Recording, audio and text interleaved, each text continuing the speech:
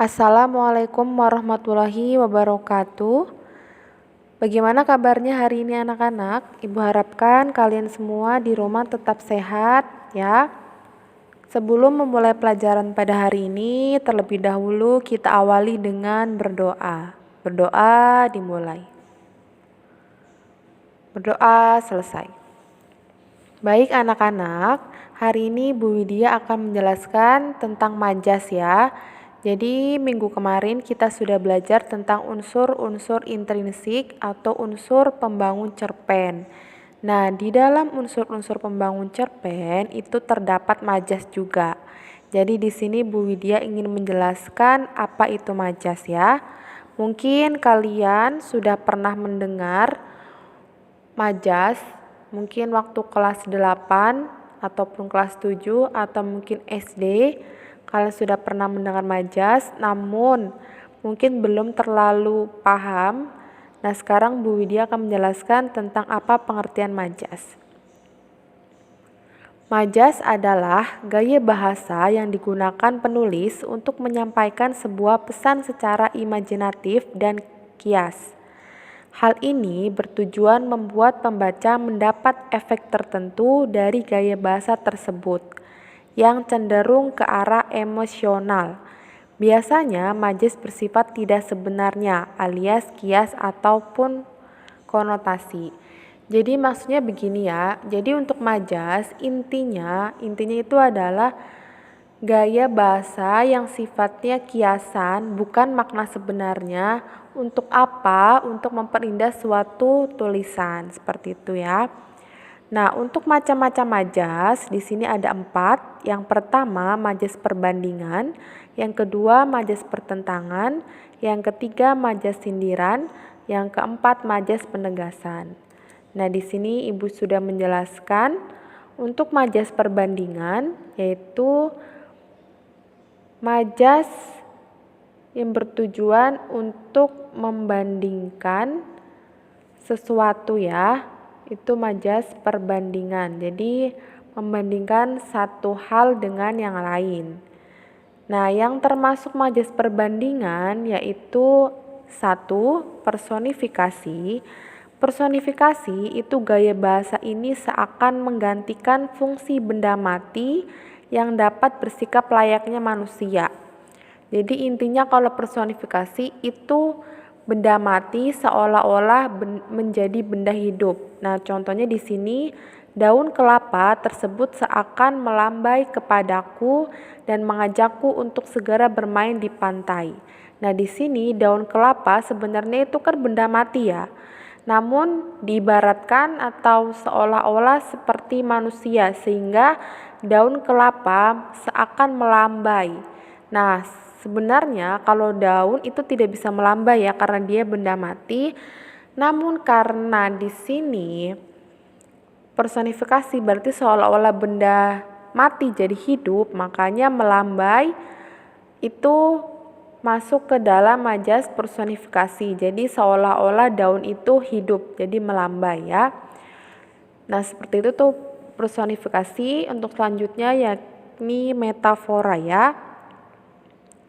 Yaitu meletakkan sebuah objek yang sifatnya sama dengan pesan yang ingin disampaikan dalam bentuk ungkapan.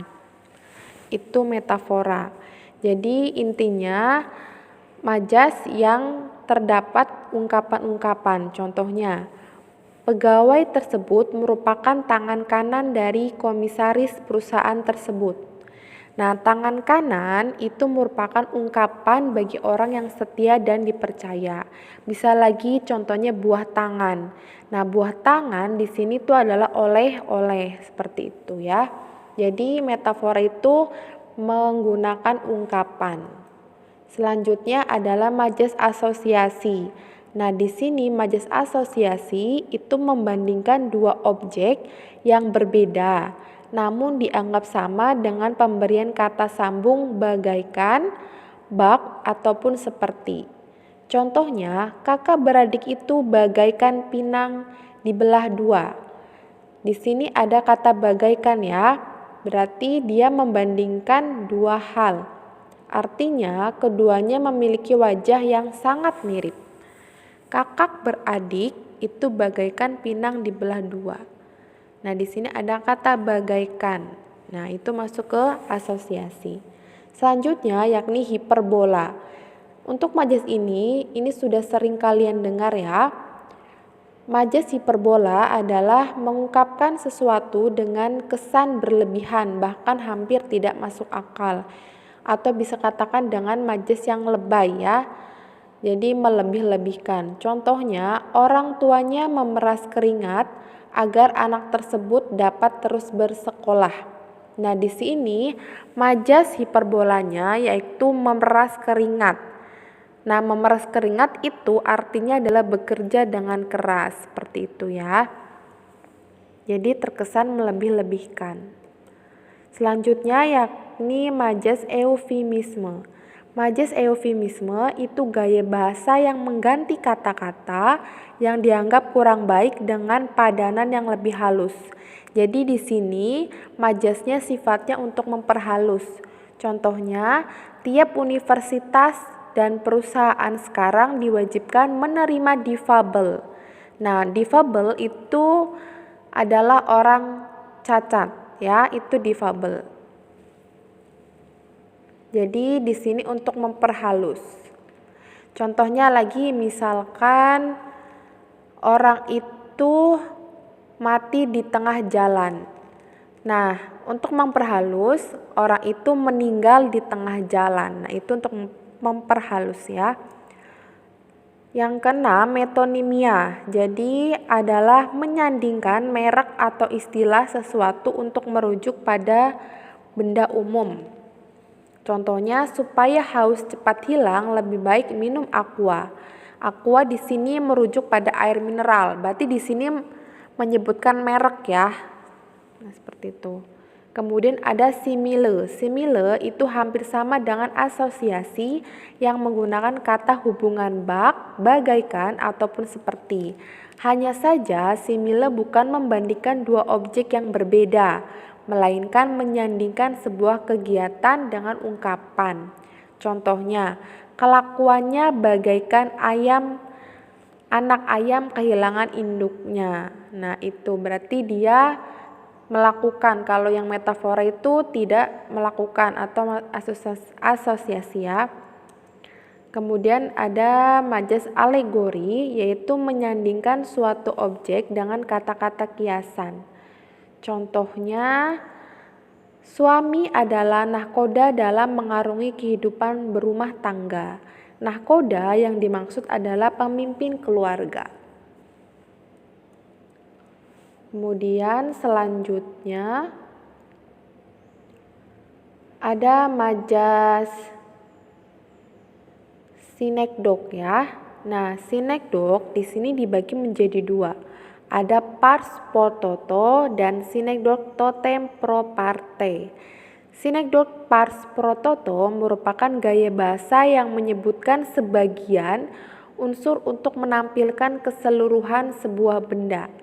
Sementara sinekdok totem pro parte adalah kebalikannya, yakni gaya bahasa yang menampilkan keseluruhan untuk merujuk pada sebagian benda atau situasi. Contohnya, pars pro toto. Hingga bel berbunyi, batang hidung Reni belum juga kelihatan. Nah, di sini yang masuk ke pars pro toto yakni batang hidung. Secara nggak langsung, ketika kita menyebutkan batang hidung, berarti secara keseluruhan kita sudah tahu, tidak mungkin kan kita hanya melihat batang hidungnya saja, pasti kita melihat orangnya secara keseluruhan. Tapi dalam majas pars pro toto itu hanya disebutkan sebagian. Jadi menyebutkan sebagian tapi untuk keseluruhan. Kemudian ada majas totem pro parte. Nah, di sini Indonesia berhasil menjuarai All England hingga 8 kali berturut-turut. Nah, di sini berarti sebagian keseluruhan untuk sebagian. Jadi di sini itu Indonesia. Jadi hanya Indonesia, tapi di sini mewakili untuk semuanya ya. Nah, seperti itu. Itu adalah majas perbandingan. Nah, sekarang kita akan lanjut kepada majas pertentangan ya. Jadi majas pertentangan merupakan gaya bahasa yang menggunakan kata-kata kias yang bertentangan dengan maksud asli yang penulis curahkan dalam kalimat tersebut. Nah, majas pertentangan itu yang pertama ada litotes. Itu berkebalikan dengan hiperbola yang melebih-lebihkan.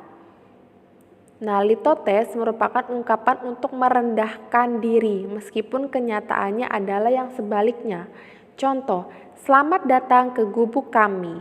Nah, gubuk itu adalah rumah-rumahan yang ada di sawah ya. Nah, gubuk artinya sebagai rumah. Sebenarnya rumahnya sangat bagus, tapi dia menyebutnya gubuk karena dia ingin merendah. Kemudian adalah paradoks. Nah, paradoks di sini yaitu membandingkan situasi asli atau fakta dengan situasi yang berkebalikannya. Contoh, di tengah ramainya pesta tahun baru, aku merasa sepi. Nah, di sini membandingkan situasi asli atau fakta dengan situasi kebalikannya. Jadi, faktanya aslinya itu sebenarnya ramai, tapi dia merasa kesepian seperti itu. Kemudian antitesis yaitu memadukan pasangan kata yang artinya bertentangan. Jadi di sini antitesis ada dua kata yang bertentangan. Contohnya, film tersebut disukai oleh tua dan muda. Di sini tua dan muda berarti kan dua hal yang bertentangan. Kemudian di sini ada yang namanya majas sindiran ya. Tadi kita sudah membahas pertentangan, sekarang masuk ke sindiran. Jadi untuk majas sindiran itu adalah majas atau kata-kata kias yang memang tujuannya untuk menyindir. Nah, tujuannya untuk menyindir. Jadi untuk menyindir seseorang ataupun perilaku atau kondisi tertentu. Contohnya, ironi, yaitu menggunakan kata-kata yang bertentangan dengan fakta yang ada. Contohnya, rapi sekali kamarmu sampai sulit untuk mencari bagian kasur yang bisa ditiduri. Nah, di sini sebenarnya fakta aslinya kamarnya berantakan, tapi di sini untuk menyindir dia menggunakan kata rapi sekali kamarmu. Nah, seperti itu. Kemudian ada majas sinisme, di situ menyampaikan sindiran secara langsung. Nah, di sini langsung menyindir ya. Kalau yang tadi menyindir secara halus, di sini langsung menyindir. Suaramu keras sekali sampai telingaku berdenging dan sakit. Nah, ini langsung menyindir. Nah, yang ketiga ada sarkasme. Nah, di sini menyindir sangat keras. Contohnya, kamu hanya sampah masyarakat tahu. Nah, seperti itu. Kemudian yang terakhir ada majas penegasan. Majas penegasan merupakan jenis gaya bahasa yang bertujuan meningkatkan pengaruh kepada pembacanya agar menyetujui sebuah ujaran ataupun kejadian. Majas penegasan itu terbagi menjadi beberapa. Yang pertama, pleonasme, yaitu menggunakan kata-kata yang bermakna sama sehingga terkesan tidak efektif, namun memang sengaja untuk menegaskan suatu hal. Contoh, ia masuk ke dalam ruangan tersebut dengan wajah sumringah. Nah, di sini fungsinya untuk menegaskan suatu hal. Di sini yang ditegaskan adalah wajahnya sumringah. Kemudian yang kedua, repetisi. Gaya bahasa ini mengulang kata-kata dalam sebuah kalimat. Contohnya, dia pelakunya, dia pencurinya, dia yang mengambil kalungnya. Nah, jika kalian perhatikan di sini kata dia diulang menjadi 3 kali. Nah, jadi di sini repetisi itu maksudnya mengulang kata ya. Selanjutnya yakni retorika.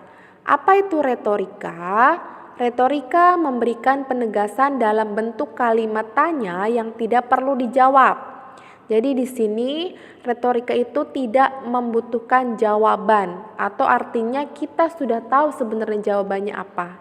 Contoh, kapan pernah terjadi harga barang kebutuhan pokok turun pada saat menjelang hari raya? Ataukah misalkan contoh yang tepat, apakah kamu sayang kepada orang tua?